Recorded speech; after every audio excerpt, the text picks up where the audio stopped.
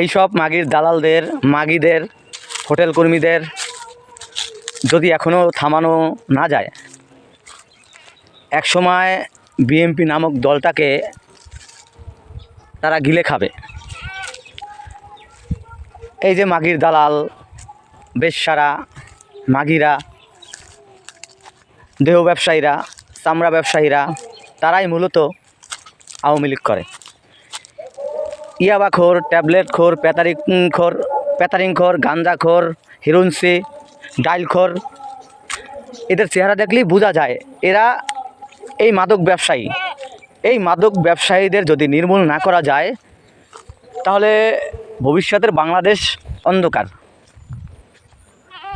ভবিষ্যৎ বাংলাদেশ শেষ করে দিবে, ইন্ডিয়ার কাছে বিক্রি করে দিবে।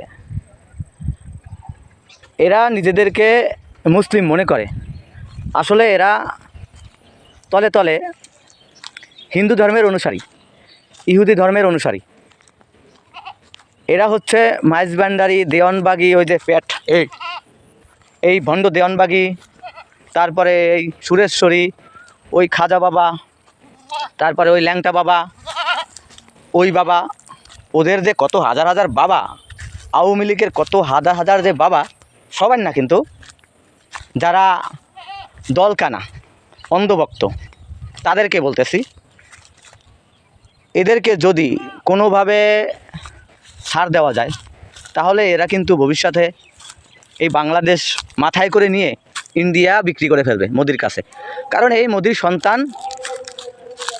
ভণ্ড পীর মুরিদ যারা আছে, তাদের বাবা হচ্ছে মোদি, তাদের বাবা হচ্ছে ওই নেতানিয়াহু, ওই ইসরায়েলের পশুরা, নরপশু। এরা হচ্ছে ইসলামের জন্য খুবই ক্ষতিকারক এবং ইসলামের দুশমন। আমার আল্লাহ রাসূলকে নিয়ে, আমার বড় বড় আলেমদেরকে নিয়ে কটূক্তি করে, তাদেরকে নিয়ে মজা ঠাট্টা করে, উল্টাপাল্টা কথা বলে।